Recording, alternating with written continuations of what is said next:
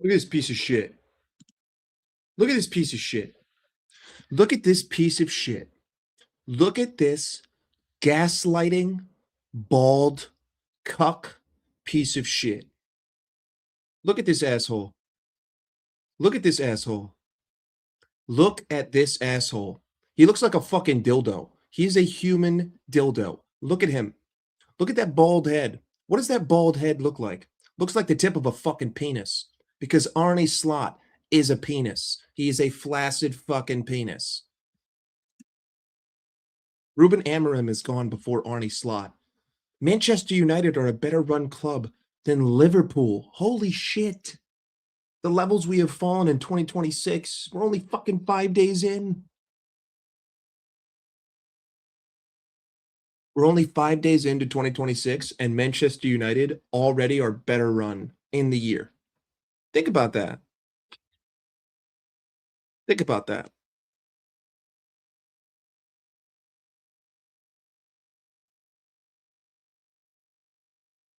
I do kind of feel bad for that guy. Celtic are in a really shitty situation, but at the end of the day, they're the biggest club in Scotland, so it makes sense.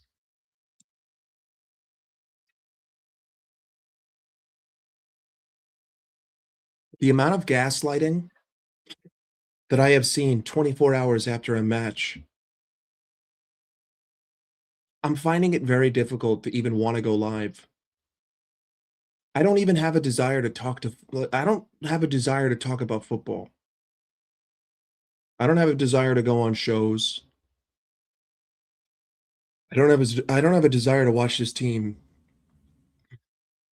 Everything has been stripped away from me. It's been stripped away. My love for the game has been torched. I have to stream today because I need to just get it off my chest so I can stop thinking about it. You know, I woke up today. I woke up like 45 minutes ago, and all I've been able to think about the whole morning is how much I fucking hate Arne Slot. That's all I've been able to think about, which is kind of sad. But at the end of the day, all I've been able to think about is how much I fucking hate this guy. And how much gaslighting I've already seen.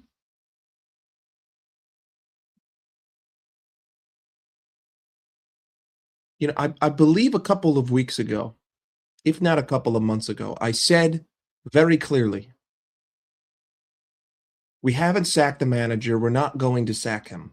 The issue now is that after every result, the divide between Arne Slot in and Arne Slot out will get worse and worse and worse and further apart.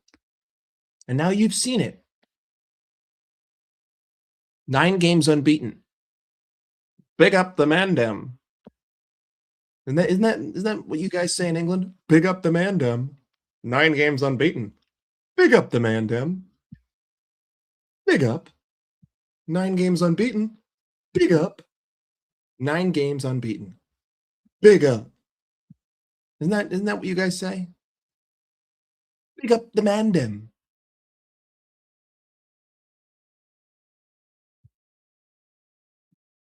Hey, speak for yourself. Okay, speak for yourself. I have a great life up here. Okay, a wonderful imagination. The amount of gaslighting I've seen is just fucking crazy. Shit like this. Our entire squad can go suck a dick. Bro, wake the fuck up, dude. At this point, you think these players just woke up this season and just became shit? You think the same players that you praised last season for winning a fucking league just woke up this year and said, I'm ass. You think they just woke up and decided, today I am shit. Today I am shit. You think that's like that's what they did? You think McAllister woke up and said, today I am shit? You think Virgil woke up one day and just said, today I am shit? You think Konate said, today I am shit? Or actually, he would say, today. Hold on. Parlez-vous français? Today I am shit. No, he didn't fucking say that.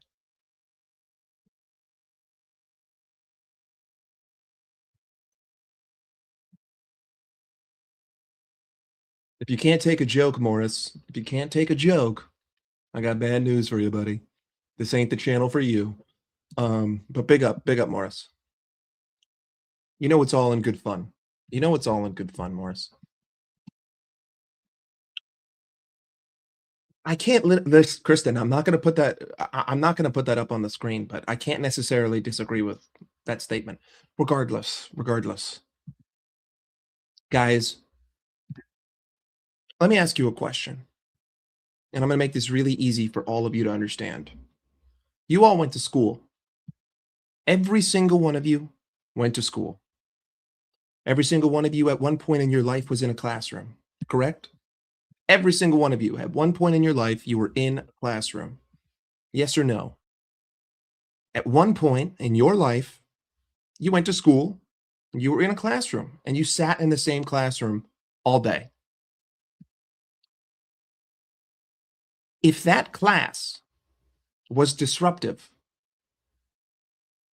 was misbehaving, wasn't getting good grades, is that on the students or is that on the teacher? Is that on the students or is that on the teacher? Is the class bad because the kids are bad, or is it bad because the person who's teaching them can't teach them?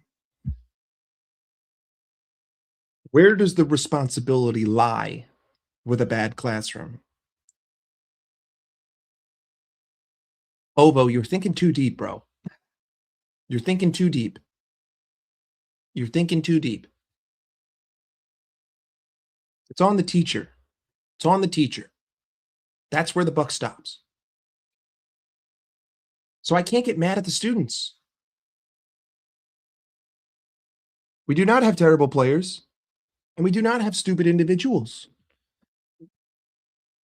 My students, my players, have been taught a very poor way of playing the game. The reason why I am giving the get out of jail free card to every player from this point forward is that I see the same thing every game. Because of how consistent our problems are, because our problems are the same every time we have a problem, I can't blame the individual because it's a systemic mistake. If there is no difference in diagnosis, then the root cause remains the same. If the root cause remains the same, I must address what is causing the root cause, and that would be the philosophy of the manager, the way that we play football, the way that we are drilled, the way that we are instructed. It doesn't take a genius to realize that we do not play in a way that props up our players. I'm not playing to the strengths of Florian Wirtz.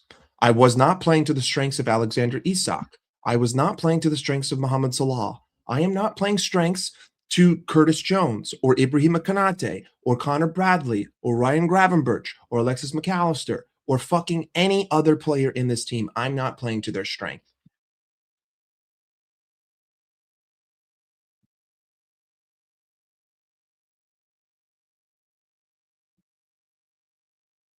I only fixate about performances. I've never been a results guy. I'm a results guy when it's April and I'm 5 points ahead. That's when I'm a results guy. I'm a results guy when there's 6 games left and I have the lead in the league. I am only a results guy when the context addresses that. Otherwise, I'm performance-based because performance-based will tell you whether or not you have something that is consistent and sustainable.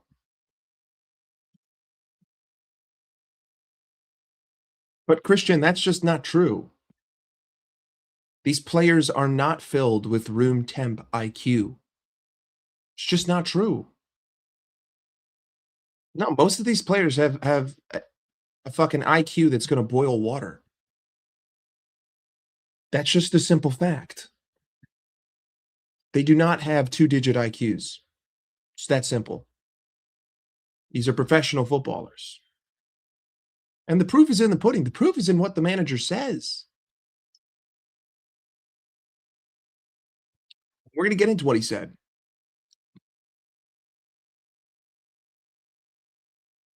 Guys, Arne Slot said that we controlled the first half. He didn't see anything wrong with that first half. He said that each team had one chance, identical to each other. Fulham scored theirs and Liverpool didn't score theirs. That was the summation of the first half for Arne Slot. That was the summation of the first half by Arne Slot. I'm going to show you guys that opportunity we had.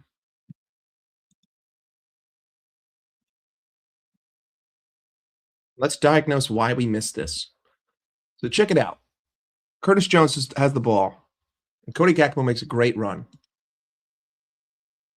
First off, I've heard that we don't have progressive passers in this team. That's a beautiful ball. It's a beautiful ball. But here's the issue with this. And this is where I will say, Cody Gakpo, fuck this. Don't even think about the shot. Check out this position right here. Cody Gakpo has 2 steps on the defender. You would think that the sensible thing to do would be to play the ball along this line, right? He's already beat him. He's got no one in front of him.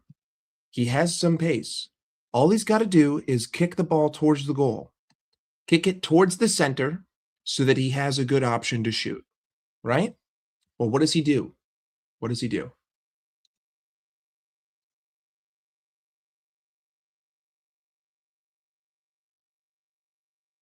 Doesn't get a touch yet. Doesn't get a touch yet. Where does he take his touch? Completely away from goal. I don't even care about the shot. The shot is whatever because look how terrible this touch is. He has him beat. He has him beat. And the touch goes away from goal. And then look at what the final angle is. Look at that. Look at how terrible that is.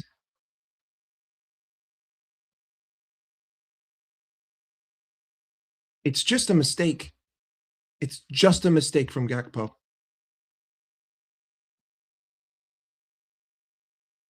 How are you taking that touch away from goal? How was your first touch away from goal? I mean, I cannot believe that. Are you telling me that you didn't analyze this? That you didn't look at this? Look,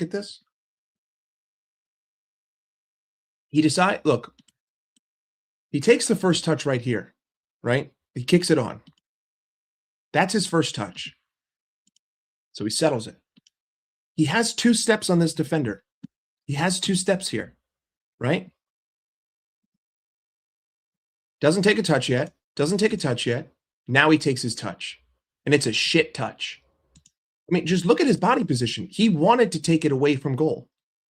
Look at him. He doesn't want to get physical. He doesn't believe in himself to be able to go to the center. I saw Ekitike do something very similar to this. And guess what you do? You take it inside and you shield it. And if he fouls you, it's a red card. It's that simple. Cody, if you take this inside and you shield it and you get fouled, it's a red card. It's a red. You have 2 steps. Take it inside. He touches you, it's a red. But he takes it completely away from goal. Not only does he take it away from goal, it's a heavy touch. Now he has to fucking strike this ball from 4 feet away. And you wonder why he scuffed the shot. I mean, look how far the ball is when this is him gearing up to shoot. Look at where his plant foot is. That's the shot. Given how shit of a position that he got himself into, that's really not that terrible of a shot. But nonetheless, Cody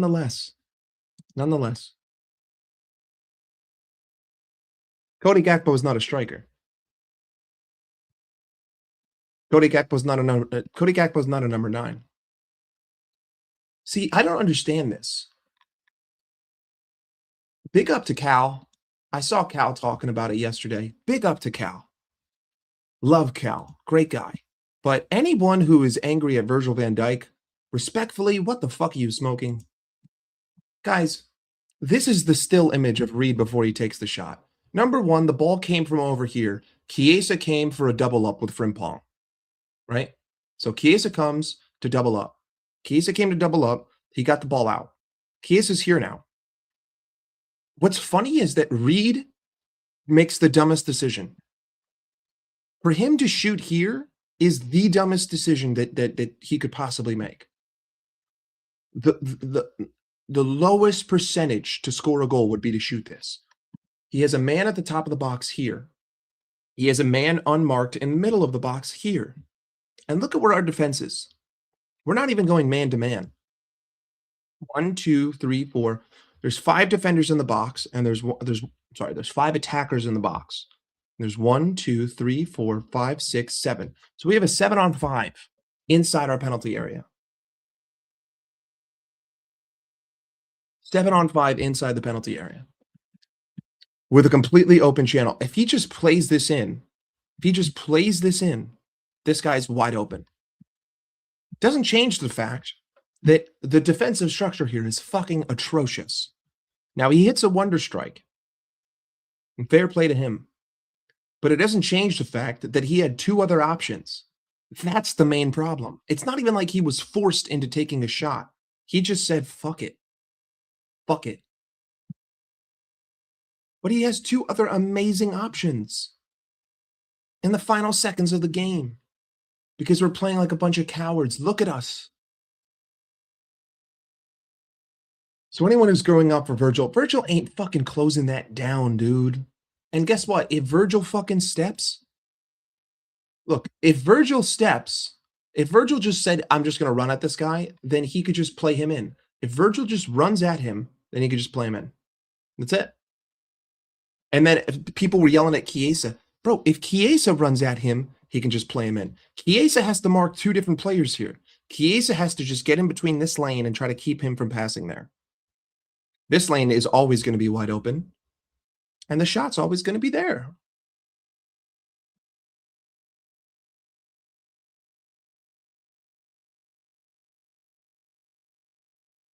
But let's get into the gaslighting of the fucking cuck.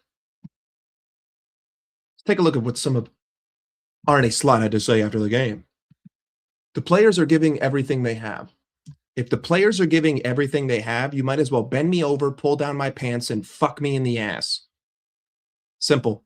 If this is all the players have, you might as well fuck me. You might as well just fuck me raw. Simple. Simple. Hey, Obo, we're allowed to disagree. It's okay. Disagreement is you know, we live in a democratic society. You're allowed to disagree on things. I have to keep in mind that I have to keep them available. Okay. Alexander Isak is out, and I have no overload or play Hugo Moore, a player who has never played in the Premier League. All right, so you're just going to excuse things. You have to manage that. We still have 11 good players on the pitch. Okay. Many teams don't create chances every game. It's not perfect, but at least we've created a few more chances today than last week. This sounds a lot like a fucking loser. Just saying. I only hear losers talking like that. You're trying to put perspective and context around why we suck fucking fat cock.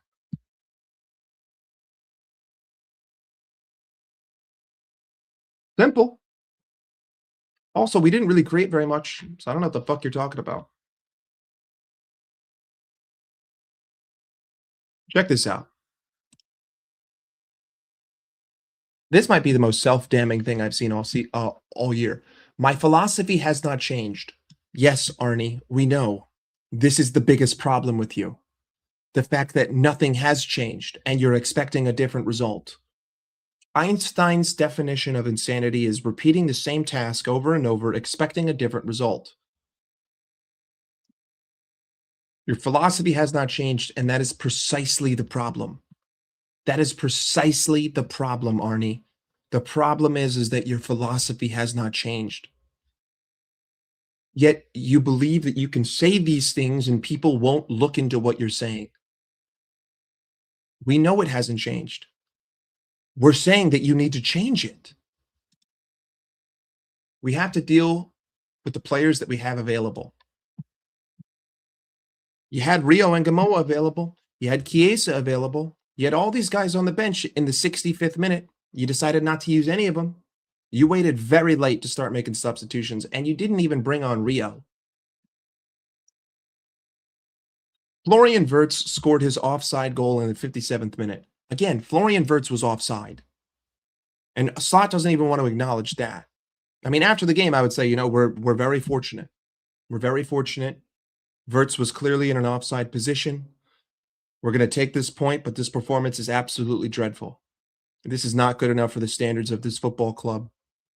We were lucky to walk away with a point. We must be better going forward. If he would just say that, I'd be like, you know what?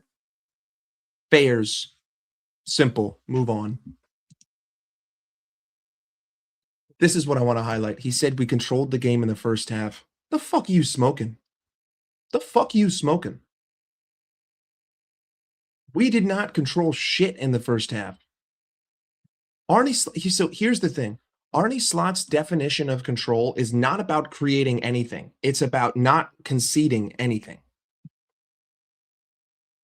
We could genuinely have a half of football where we generate 0 XG and they generate 0 XG. And Arne Slot will say that was control. Are you understanding now? Are you finally waking up?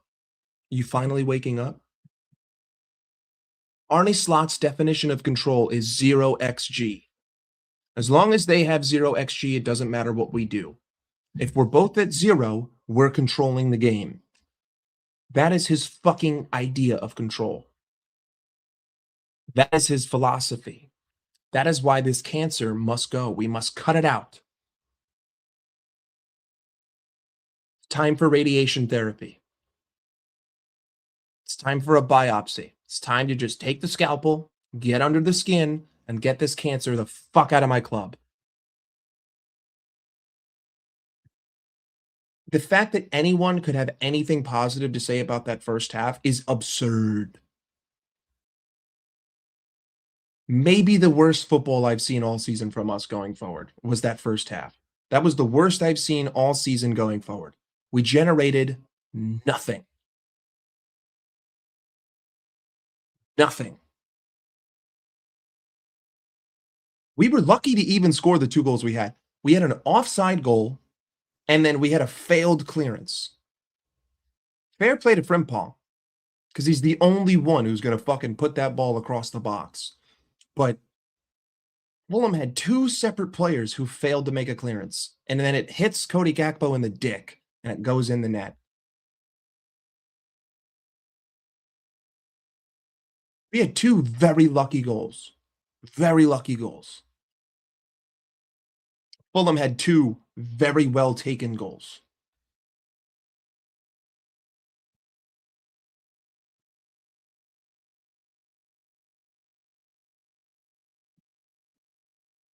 Show another example of a systemic issue at this football club.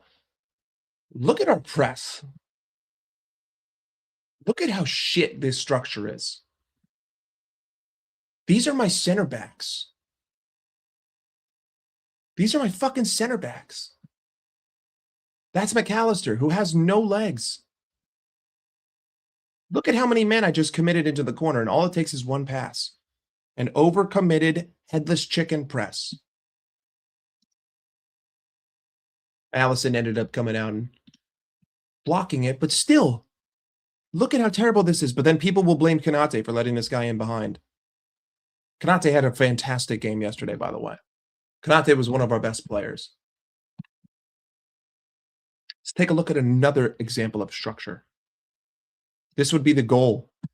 This would be the goal. Konate steps, right? But look at our structure. Look at this giant hole in midfield that allowed for Raul Jimenez to just sit and wait. I mean, first off, lovely first touch to pass on to Harry Wilson. But, bro, look at where my midfield is. Not in midfield. No one in my midfield is in the center of the pitch. Not a single midfielder is in the middle of the fucking pitch. But it's on the players, right? It's on the players. Not a single midfielder is in the middle of the pitch, but it's on the players, eh? It's on the players, eh? The manager can do no wrong. The manager can do no wrong.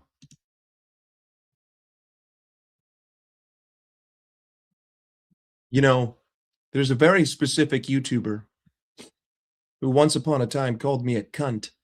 And this YouTuber said that Konate can't pass. Ladies and gentlemen,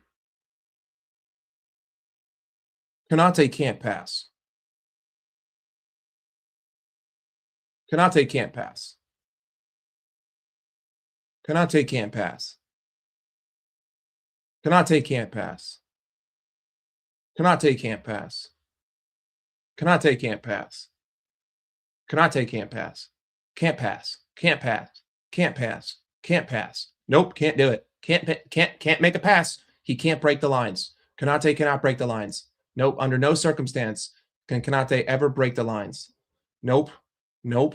That's not a line breaking pass. Nope. Nope. No, no, no, no, no, no, no, no, no, no, no, no, no.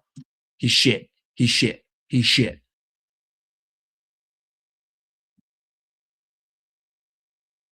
Let's take a look how this play develops.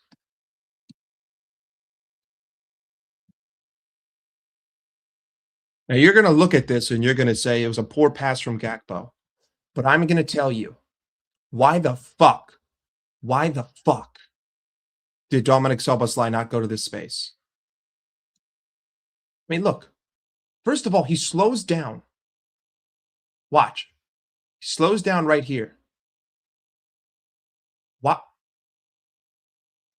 Anyone on the planet, if you were this midfielder, would you not attack this space right here? At this point, you probably know that Cody Gakpo is going to turn around. You know that Cody Gakpo is going to turn around, which means that he's going to look for a cutback, which means that I need to attack the space, which means that Szoboszlai should have adjusted his run to go into this space.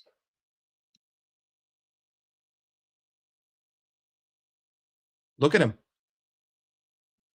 Look at how much ground he covered by the time Cody Gakpo turns around.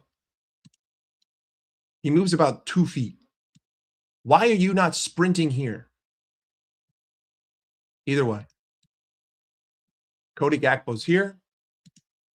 Waits a little bit too long. And guess where he played the ball?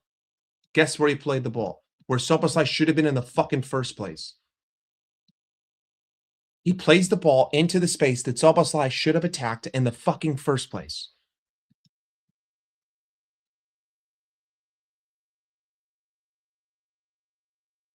Idiotically fucking stupid.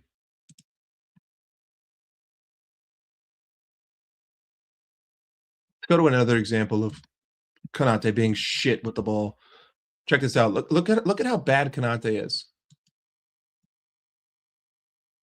I mean, that's just he's such a shit. He's so shit on the ball. Check out this first time pass from Florian Wirtz. And guess who the culprit is once again? Now, can anyone tell me what Szoboszlai should do? In this situation right here, right now, what should Szoboszlai do? Let's take it back. So Szoboszlai's looking and he sees that there's 2 players over his shoulder. What should he do? What should he do? Well, the second that ball becomes available, he should just kick one across his face and let them run to it. What does he do, though? He lets it take 1 touch, 1 bounce, still can't get under it, clip ends. He does not end up being able to make the pass. We had 2 men on goal, and Szoboszlai can't figure out how to fucking get his foot on this and just kick it there. Doesn't even have to hit a good pass. Just kick it there. Just kick it there. Just literally put it anywhere over here. And we're in on a goal. All created from Konate's footwork. But Konate is a shit center back. Konate is a shit center back. And now, of course, for all the copium little cucks who want to talk to me about how we're not losing games, I will never forget. I will never forget. I will not forget. I will not forget. I will not forget. I will not forget this game. I will not forget this game. I will not forget this game. I was in Vegas for this. I was at the fucking Caesar's Palace buffet. I was at Caesar's Palace buffet watching this fucking dog shit. I will not forget this game. I most definitely will not forget this. I won't forget this. I won't forget this. You can take your unbeaten run and shove it up your fucking ass. Because I will not forget. I will not be gaslit. Take a look at some of what else Arne Slot had to say after this game, huh? The fat fucking bald cunt. Check it out. You have to give credit for the incredible strike. Okay, sure. You want to talk about how the guy had two other options, so it didn't even matter? This is not a big chance, but we concede. We made a defensive substitution to win the game, but these goals don't happen often. So again, he's basically saying it's not my fault. He's saying, hey, listen, it wasn't a high probability chance and it went in. It's not my fault we lost this game. That's what he's telling you. He's saying, hey, listen, we played an unbelievable game. We deserve to win that. I know that we scored a fucking offside goal. I know that Cody Gakpo scored one with his penis, but you know, these goals don't happen often, and it's not my fault. I'm sorry. That's what he's saying. I'm just gonna start translating, you know, what he's saying in Dutch. I think we had a few good moments in the first half. I don't know what the fuck you were watching, idiot. We came close to creating. Do you see this? Do you see this copium? We came close to creating. Not we created. He said we came close to creating. Not that we created. We came close to creating. Big up. Big up. I would love to create more, but if you play one attacker against the 5-4-1, I don't know if you can expect that. Well, you decided to play one attacker. You made the decision of only playing Cody Gakpo. You had Federico Chiesa and you had Rio Angamoa on the bench. You decided that. You know, it's your system that you set up against the low block. It's your passive press that you set up against Fulham. It's your passive midfield that you set up against Fulham. It's your lethargic offensive movement structure that you set up, not against Fulham, but everyone else. You know, they played the way that you are telling them to play. So don't blame the players. Don't blame availability. You have more than enough availability to beat Fulham away. Your decisions are what led to us not being able to break down a 5-4-1, not the players, because we've seen this all season. We've seen this all season. All year, it's been the same thing over and over and over. You made these decisions. You committed to this game plan. This is your decision. You had we scored in the 57th minute. You could have changed it all up right there. We got lucky. The goal was given. You could have brought on Ngamoa. You could have brought on Chiesa. You could have made it happen right there. You decided to just stay. You waited too long to bring on Frimpong. He was available the whole time. The issue is that you're thinking in the future, buddy. You can't be thinking in the future. Can't be thinking in the future. Not to mention, you told me that the way to break down a low block is pace. So why is it that you put no pace on the pitch until the 75th minute? The way to break down a low block is pace. So why are you trying to build up slowly?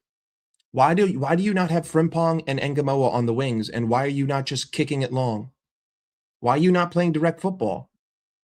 I don't want to play it like that, but shit, if my team sucked fucking ass, that's what I do. Just kick it deep into the corners and hope that they get there. You don't even overload the wings. You just isolate the wings and overload the center. You know, nothing you do makes sense. So I don't ever expect you to break down a 5-4-1 anyway. So why are you using this excuse? It doesn't make any sense. Even his excuses now, they don't make sense. They're all excuses. It's all a bunch of gaslighting and excuses to make up for the fact that he doesn't know what he's doing. He has put himself in a situation that he does not know how to get out of. Make no mistake, Arne Slot has been winging it for the last 8 months, winging it. Just one game at a time, fucking winging it, hoping that it'll just magically start to work. That has been his game plan. Let's just pray today it works. Just pray it works. We've won 5 out of our last 15 Premier League games.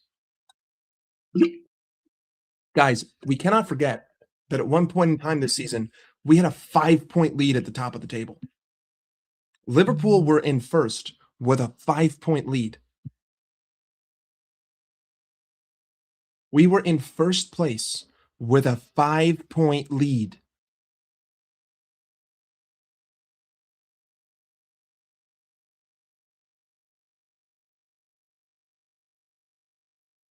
Look where we are now. Look where we are now. That should tell you everything. That should tell you everything. But you see, over here, we don't ignore reality because we as a collective understand that we are absolutely No. We're completely fucked, We're completely fucked. Because they're all given permission by the club. Simple. You're only there because the club gives you permission, and if you start prying too much, they'll just revoke your pass. And also because journalists are fucking idiots. None of these guys know football. They're all fucking morons. They all went to journalism school. They all like to sit around and watch fucking bullshit. They don't know dick. They didn't play the game.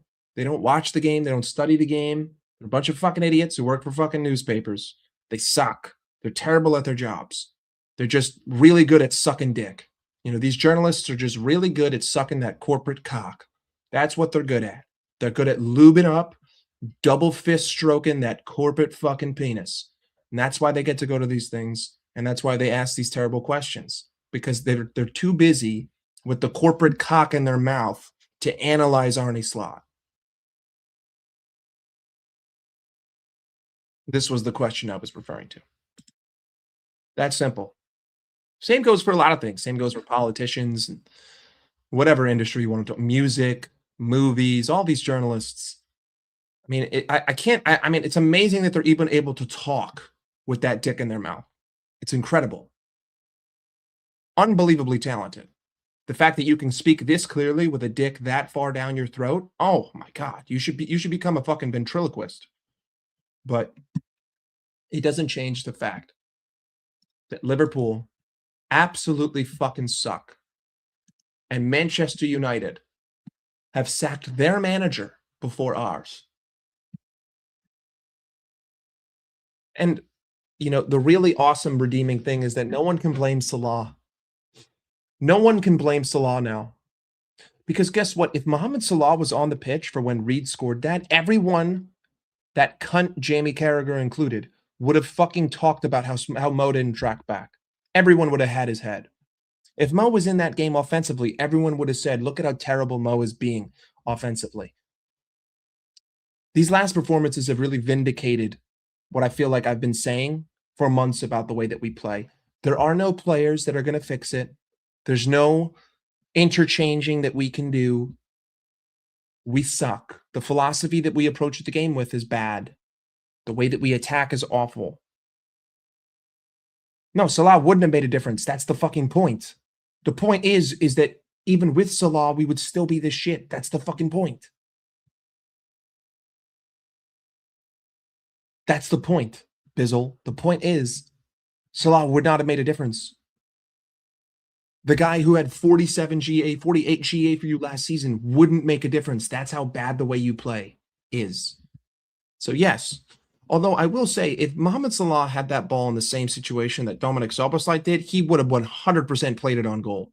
So in that one situation, Salah would have made a difference. Even Frimpong, if that was Frimpong plays that on goal. But it's Szoboszlai, the most protected player in our team.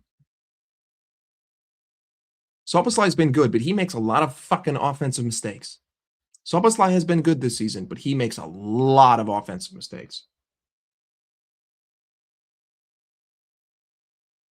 Absolutely not. I'm not bringing it up because of just the sake of it.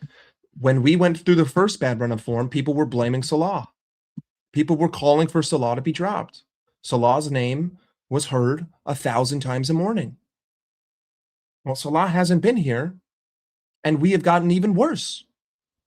Salah has not been here, and we have gotten even worse performance-wise. We're just not losing games. So I absolutely am going to bring it up.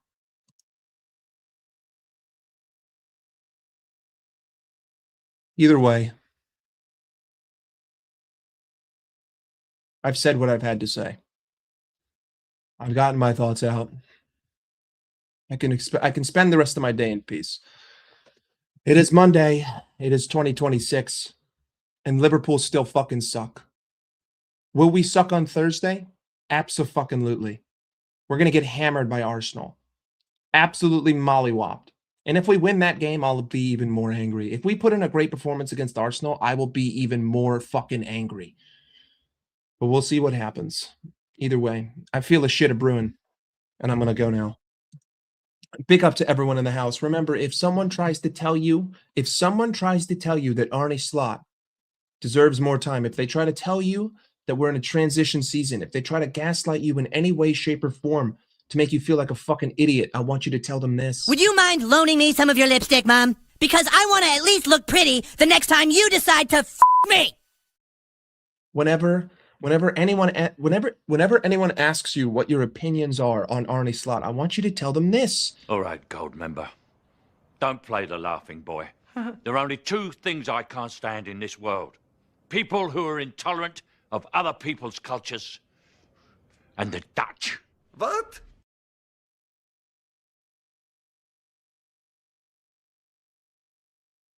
When people ask you how you think the rest of the season is going to go, I want you to sing them this. Na na na na na na na na na na na. We're completely fucked, completely fucked. We're completely fucked. And I want you to be proud of it. I want you to embrace it and accept it, much like Arsenal fans did this. Fucking shit! We're fucking shit! We're fucking shit! We're fucking shit! Simple. We're fucking shit, and we ain't getting better. Big up to you guys. I hope you enjoy the rest of your Monday. I will be back whenever I'm back. Liverpool still fucking suck, and we will continue to suck so long as this bald Dutch fraud is at the football club. Until the next time I see you, take care. Peace out.